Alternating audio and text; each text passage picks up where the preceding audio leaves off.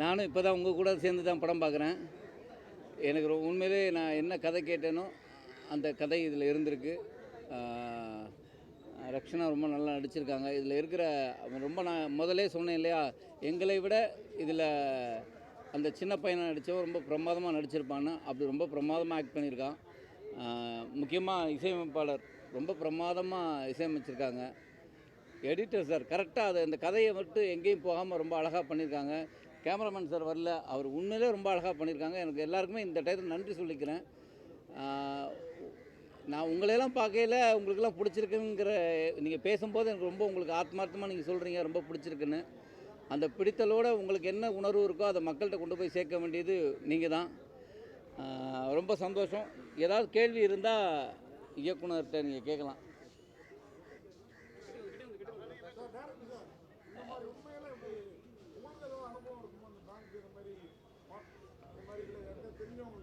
Sir, நான் என்னுடைய ஊர் வந்து ராணிப்பேட்டை பக்கத்தில் ஒரு வில்லேஜ் சார். அங்கே என்னுடைய நண்பருக்கு நடந்த ஒரு நிகழ்ச்சி தான் அது.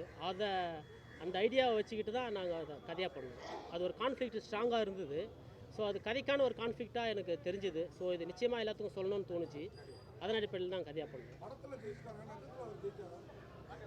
ஸ்டில் போராடிட்டு இருக்காரு. ஆமாங்க சார். சார், இப்போது நம்ம மூலப்பத்திரம் தொலைஞ்சி போச்சுன்னா நம்ம காப்பி வந்து போட்டு வாங்கலாம் இல்லைங்களா ரிஜிஸ்டர் ஆஃபீஸில். ஸோ அந்த மாதிரி வந்து போலியாக எடுத்து பண்ணது தான் இது. எல்லாமே ஃபோர்ஜரிங்கிறது தான் நம்ம கதையை. எல்லாமே ஃபோர்ஜரி அப்படிங்கிறது தான் நம்ம கதை சார்.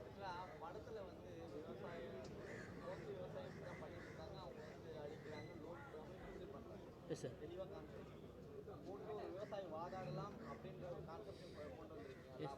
Yes sir. ஆனால் கடைசியாக அந்த குழந்தைய கவர்மெண்ட் ஸ்கூலில் சேர்க்கும் பொழுது அவங்க அப்பா பேசுறது தான் கேட்கும்போது டைலாக் சொல்லுவார். பின்னாடி வந்து அக்பரும் காமிச்சிருப்பீங்க. ஏன் அம்பேத்கரை காட்ட மறந்துட்டீங்க சார்? ஆக்சுவலாக என்னென்னா அது எதுவும் பிளான் பண்ணதில்லை சார். நாங்கள் வந்து பார்த்தீங்கன்னா முகலாயர் தான் போட்டிருக்கீங்க சார். என்னன்னா இல்லை, நான் ஒரு விஷயம் சொல்கிறேன். நாங்கள் வந்து அந்த லொக்கேஷன் வந்து திடீர்னு போய் எடுத்தோம். நாங்கள் எதுவுமே ப்ரீ பிளான் கிடையாது. அந்த ஸ்கூல் வந்து ஒரிஜினல் ஸ்கூலு. அது அது யதார்த்தமாக இருந்தது ஆல்ரெடி. நாங்கள் எதுவுமே பிளான் பண்ணல. அங்கே இருந்த ஸ்டிக்ஸு பேக்ரவுண்ட் எல்லாமே வந்து ஆல்ரெடி ஒட்டி இருந்தது. உண்மையான ஸ்கூல் அது. ஸோ அங்கே ஷூட் பண்ணோம். அந்த ஃப்ரேம் நல்லா இருக்கிறதுனால அந்த ஆங்கிள் ஃபிக்ஸ் பண்ணோம். நிச்சயமாக எந்த ஒரு இன்டென்ஷனும் கிடையாது சார். ஸ்கூலு எல்லாமே ஓகே. ஆனால் இங்கே கல்வி கல்வி காமராஜர் போட்டோ கூட கேட்க மறந்துட்டீங்களேன்னு தான் சொல்ல வரேன் சார். தான் மிகப்பெரிய ஆட்கள் எல்லாத்துக்கும் கல்வி வேணும்னு போகிறாங்க. அக்பர், சிவாஜி இவங்கெல்லாம் வந்து வரலாற்றில் இருக்கிறாங்க. தவிர நமக்கு கல்வி மிக முக்கியம். அடுத்த தலைமுறைக்கு கடத்த போகிறோம்னு சொல்கிறோம்ல, அது எவ்வளோ முக்கியமான இடமா இருக்குது. அந்த இடத்துல மிஸ் பண்ணிட்டீங்களோன்னு தோணுச்சு சார். நிச்சயமாக அது வந்து எங்கள் ஆர்ட் டைரக்டரோ நாங்களோ பிளான் பண்ணதில்லை. ஒரிஜினல் ஸ்கூலில் ஒட்டி இருந்தது ஆல்ரெடி. அந்த இடத்த நாங்கள் பயன்படுத்திக்கிட்டோம். நிஜமாக நாங்கள் வந்து எந்த இன்டென்ஷனோடு அதை நாங்கள் பண்ணல சார். கோர்ட்டு காட்சி ரொம்ப நல்லா இருந்தது. அந்த கோர்ட்டுக்கெல்லாம் எங்கே ஸ்கிரிப்ட் எப்படி இது பண்ணீங்க? நேரில் போய் யாரும் இது பண்ணீங்களா சார்? சினிமாத்தனமான கோர்ட்னா அது வேறு மாதிரி சார். அந்த கோர்ட்டு அந்த ரொம்ப இயல்பாக இருந்தது சார். என்னோட நண்பர்கள் சில பேர் வக்கீலாக இருக்காங்க. அவங்களோட சின்னதாக ஒரு டிஸ்கஷன் பண்ணோம். அவங்க கொடுத்த ஐடியா படி தான் ஆர்ட் டைரக்டர்கிட்ட சொல்லி பண்ணோம் சார். சார், நாங்கள் அவரோட கடந்த கால பெர்ஃபார்மன்ஸ் ரொம்ப நல்லாயிருக்கும். அது நம்ம எல்லாருக்குமே தெரியும். ஸோ இந்த கதையோட கேரக்டரைசேஷன் அந்த கன்னியப்பன் எழுதி முடிச்சதுக்கப்புறமா எனக்கு சில டீட்டெயில் பண்ணும்போதே தெரிஞ்சுது இதுக்கு வந்து கண்டிப்பாக பெர்ஃபார்மன்ஸ் நல்லா பண்ணுற ஒரு ஆக்டர் தேவைன்னு. ஸோ அதன் அடிப்படையில் பார்க்குறப்போ சார் முதல்ல இருந்தார். ஸோ சாரை முயற்சி பண்ணேன். அன்பழகன் தான் எனக்கு அறிமுகப்படுத்தி வச்சார். சார் கிடைச்சதுனால நாங்கள் அடுத்த ஆப்ஷனுக்கு போகலாம் சார். ஏன்னா சரியான ஆப்ஷன் அது. இந்த மாதிரி கேஸில் கீழ்கோர்ட்டு இவ்வளோ பெரிய ஃப்ராட் பண்ணுறவங்க கீழ்கோர்ட்டோட நின்ற மாட்டாங்களே. அடுத்து இதே பாருங்க சுப்ரீம் கோர்ட்டு போகிறாங்க. Yes sir. நாங்கள் வந்து இதோட கதையை முடிச்சிட்டோம். அடுத்தது வந்து செகண்ட் பார்ட், தேர்ட் பார்ட்டுக்கு பண்ணோம். பார்ட் 2ல் வரும் sir. Yes sir. Yes sir. இப்போ 2 நாள் முன்னாடி கூட ஒரு வெப் சீரிஸ் ஒன்று வந்துச்சு. Yes sir. அப்போ நல்லா எடுத்துருக்கீங்கன்னு கேட்டதுக்கு ஹீரோ தலையீடு இல்லை சார், ப்ரொடியூசர் தலையீடு இல்லைன்னு சொல்லுங்க. இந்த படத்துக்கு அந்த மாதிரியான தலையீடு அதான் உங்களை நல்லா பார்த்துக்கிறேன்னா சந்தோஷம் தான் சார். அதே மாதிரி இருந்ததா தலையீடு? இல்லைங்க சார். எனக்கு முழு சுதந்திரம் இல்லை சார். முழு சுதந்திரம் இருந்தது. கதை விஷயத்தில் வந்து எனக்கு யாரோட தலையிடும் இல்லை. அது தயாரிப்பாளராகட்டும், நடிகர்களாகட்டும், மற்ற தொழில்நுட்ப கலைஞராகட்டும், யாரோட தலையீடும் இல்லை. நான் நினச்சது எடுக்க முடிஞ்சது. அதுக்கு எல்லாத்துக்கும் நன்றி. எனக்கு அந்த ஃப்ரீடம் கொடுத்த அனைவருக்கும் நன்றி. சார் சொல்லுங்கள் சார் இல்லை சார் அதான் தாய் பத்திரம் தொலைஞ்சிச்சுன்னா நம்ம காப்பி அப்ளிகேஷன் வாங்குறோம் இல்லைங்களா, அது நம்ம வந்து சார் பதிவாளர்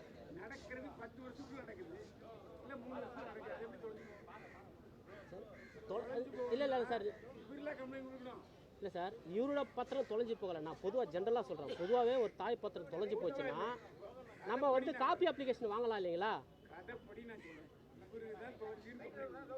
இல்லை சார் இவரோட அப்ளிகேஷன் தொலைல, இவரோட பத்திரம் தொலைவே கிடையாது. இவரோட பத்திரம் தொலைல. இவரோட பத்திரத்தை ஃபோர்ஜரியாக வேற ஒருத்தர் ரிஜிஸ்ட்ரேஷன் ஆஃபீஸ்லேருந்து காப்பி அப்ளிகேஷன் எடுத்து, அதான் சார் காப்பி அப்ளிகேஷன் எடுத்துக்கலாம் சார். தாய் பத்திரம் தொலைஞ்சி போனாவோ காணாமல் போனாவோ நம்ம வந்து ரிஜிஸ்ட்ரேஷன் ஆஃபீஸ்லேருந்து அதோட காப்பி அப்ளிகேஷன் எடுக்க முடியும். இது எல்லாமே ஒரு பெரிய கார்பரேட்டு அவங்க பண்ண ஓஎல் ஸ்கேமு அப்படி பண்ணும்போது அவங்க ஈஸியாக எடுத்துக்கலாம்.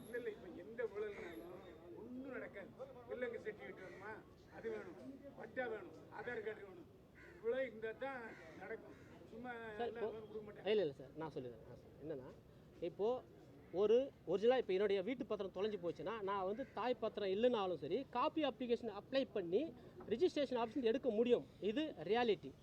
அப்படி இருக்கிறப்போ அந்த பர்டிகுலர் நபர் வந்து யார், பேங்க் மேனேஜர் தான் அந்த ஃப்ராட் எல்லாமே பண்ணுறது. அவரு தான் வந்து அந்த லோனும் கொடுக்குறது.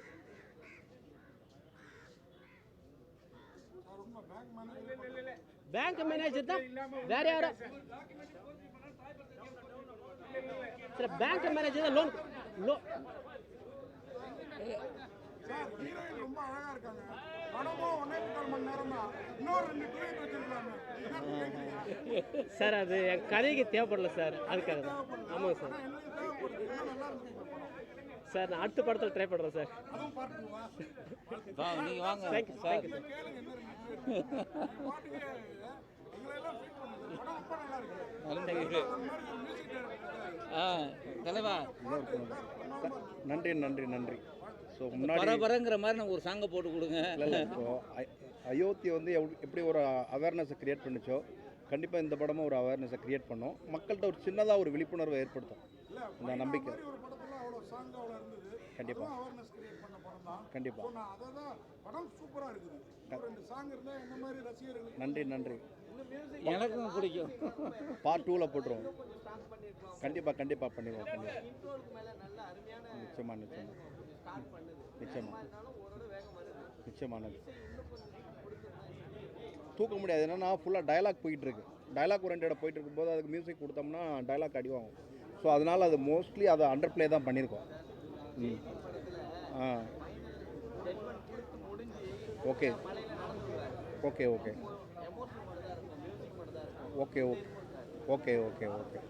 ட்ரை பண்ணுறேன் அடுத்தது. வக்கீலா வந்து தினந்தோறும் நான் செலக்ட் பண்ணீங்க. நல்லா இருந்தது சார். அது என்னன்னா இல்லை அப்படி இல்லை சார். நான் எங்கள் ஊரில் ஒருத்தருக்கு, நான் வாலாஜப்பேட்டில் அந்த மாதிரி ஒரு நிஜமாக ஒரு வக்கீல் இருக்கார். அவரோட கேரக்டரைசேஷன் பார்த்தீங்கன்னா வித்தியாசமாக இருக்கும். ரெகுலர் லாயருக்குள்ளே அடங்க மாட்டார் அவர். அவரை பற்றி சில விஷயங்கள் ஓப்பனாக சொல்ல முடியல. அவர் ஒரு வெரைட்டியான ஒரு யூனிக்கான ஒரு கேரக்டரைசேஷன். அது அந்த கேரக்டர் இன்ஸ்பிரேஷனில் தான் நான் இவர் செலக்ட் பண்ணேன். அதுமாதிரி கோர்ட்டு சீன் கூட ஹீரோயிசத்தை உயர்த்துறேன்னு சொல்லி ரொம்பலாம் வைக்காமல் ரொம்ப அழகாக என்ன பண்ண முடியுமோ ஒரு படிக்காதவர் கொஞ்சமாக படித்தவங்களால அதை அருமையாக பண்ணியிருக்கீங்க. நன்றி சார். நன்றி. ஸ்டோரி சொல்லும்போது வந்து சொல்லியிருப்பாங்க.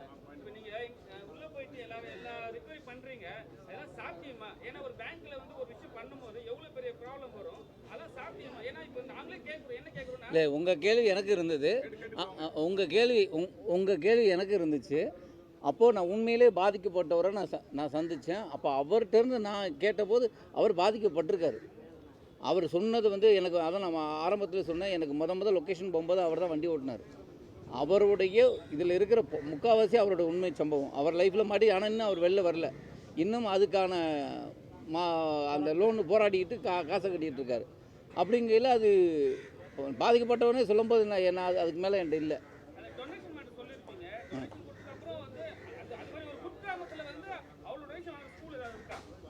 இருக்கு. கேட்குறீங்க, அதுக்கப்புறம் ஃபீஸ் கேட்குறீங்க. தாழ்த்தப்பட்ட மக்களும் அந்த மாதிரியான ஒரு சில ஸ்கூல் இருக்குது, அதை நம்ம வெளியே காட்டுன்றதுக்காக தான் அந்த மாதிரி பண்ணது. ஒரு சில ஸ்கூல் அந்த மாதிரி இருக்குங்க சார், அதுக்காக தான். கவர்மெண்ட் ஸ்கூலா? இல்லை சார், கவர்மெண்ட் ஸ்கூல் இல்லை, கவர்மெண்ட் கவர்மெண்ட் ஸ்கூல் இல்லாம மொத்தம் கோல்ட் ஃபீஸ் ஆகணும்னா எப்படி? இல்லை சார். எப்படி சார்? கிளைமேக்ஸில் கவர்மெண்ட் ஸ்கூல் தானே? சார் இல்லை, அந்த சார் சொன்னாங்களே அந்த 3 லட்ச ரூபாய் டொனேஷன் வாங்கின ஸ்கூலு. எஸ் சார், நான் படித்தது கவர்மெண்ட் ஸ்கூல். ஆனா இப்போ எங்கேயுமே கவர்மெண்ட் ஸ்கூல் அவ்வளோ பெரிய அளவுக்கு சேர்க்க மாட்டாங்க. அவங்க சொன்ன மாதிரி என் பசங்க சேர்க்கணும்னா சிபிஎஸ்சியோ இங்கிலீஷ் மீடியம் தாண்டி இப்போ சிபிஎஸ்சி வந்துருக்கு. இதுதான் வருது. கவர்மெண்ட் ஸ்கூலில் சேருங்கன்றதுக்கான ஒரு விழிப்புணர்வு படமாக கூட எனக்கு சொல்ல வரீங்க. சார் ஆக்சுவலாக என்னென்னா, இப்போது கவர்மெண்ட் ஸ்கூலில் எங்கேயும் வந்து பணம் டிமாண்ட் பண்ணுறதோ, இந்த மாதிரி வந்து அட்மிஷனுக்காக வந்து கோரிக்கை வைக்கிறதோ எதுவுமே கிடையாது. ஸோ அங்கே யார் வேணா படிக்கலான்ற ஒரு வசதி வாய்ப்பு தான் நம்மளுக்கு இருக்குது. இப்போ வந்து நல்லபடியாக தான் பண்ணிகிட்ருக்காங்க. எல்லாமே வந்து கவர்மெண்ட் ஸ்கூல் ரொம்ப நாளாக பண்ணிகிட்ருக்காங்க. ஸோ அது நம்மளுக்கு வந்து வெளியே காட்டணும், சொல்லணும் அப்படின்னு ஒரு இன்டென்ஷன். அதனால தான் அதையும் சொல்லியிருக்கோம்.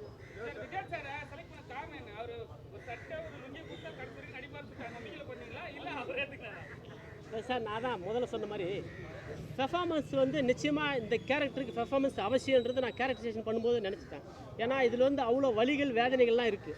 அது எல்லாமே சின்ன சின்ன நுணுக்கமான அந்த முக அசைவில், கண்ணில், சின்ன சின்ன பாடி லாங்குவேஜில் இதெல்லாம் காட்டணும். இதுக்கு வந்து கைத்தேர்ந்த ஒரு நடிகர் எனக்கு தேவைப்பட்டாங்க. ஆமாம், அது வந்து நிச்சயமாக வந்து இவருடைய கடந்த கால படங்கள், ஃபார் எக்ஸாம்பிள் வந்து அந்த இருக்கப்பட்டிலே பார்த்துருப்போம். அந்த படம் ரிலீஸ் ஆகி 1 மாதம் கழிச்சு தான் நான் வந்து சாரை புக் பண்ணேன். ஸோ அந்த மாதிரி நிறைய